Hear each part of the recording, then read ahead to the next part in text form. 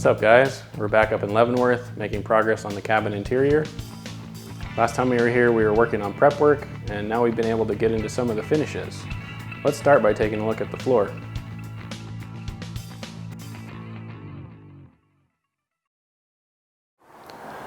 The mini split system will actually be used supplementally for heating in the winter when needed, and primarily as an air conditioning unit in the summertime.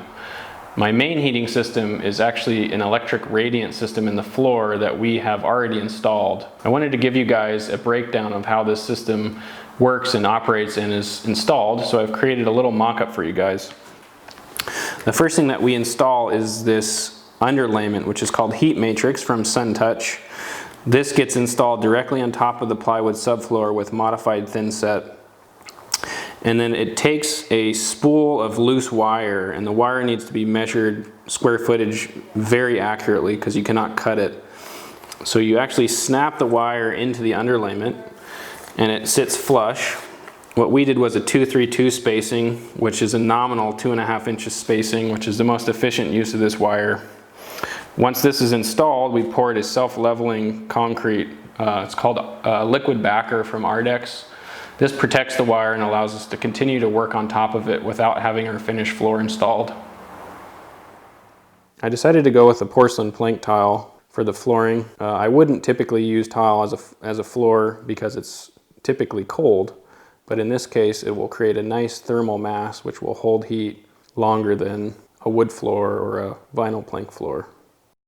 For the tile layout, I decided to go with a parquet pattern.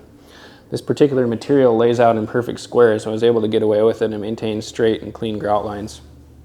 The other thing I did was make sure that I centered the pattern on the great room windows, which creates a nice aesthetic. I'm real excited to show you guys the finishes we came up with for the bathroom. The first thing I want to point out in the bathroom are these beautiful cabinets. They were built by my buddy Joe Thiel. What they lack in size, they make up for in detail and style. I'm a Southern Oregon born and raised, so Madrone has a really sentimental feel to me. So we decided to go with a two-tone look. Did the book-matched Madrone fronts and a walnut box, and then we did these custom poles, which I designed to mimic my logo. The bathroom vanity doesn't have a ton of storage, so I decided to add this medicine cabinet to give us some additional space. It also has the two-tone Madrone and walnut, as well as our hexagonal pole. Joe added some really nice detail with these miters and splines. Add some warmth and some detail to the space.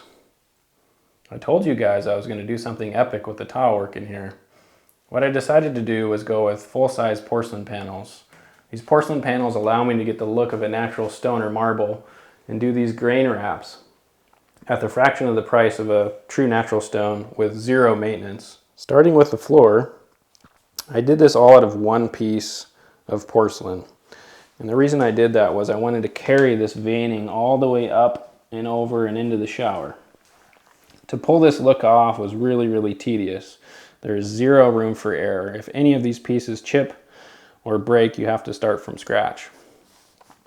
Looking at the shower pan, again, this was all one solid piece that I had to envelope cut with zero room for error. My vision for this space was to create the look of one solid piece of marble that was being carved, and during that carving process we discovered a gold vein that ran through the back. That gold vein makes up the niche, which is a big visual aesthetic in the space. I went a little bit crazy with the niche. We used a narrow marquina with true gold leaf, which I got to give my wife credit for. And then we wrapped all the porcelain panels into the niche box. We did nice chip-free miters and all the grain rolls from both sides. The shelves are actually made out of one continuous rolling piece as well with chip-free miters.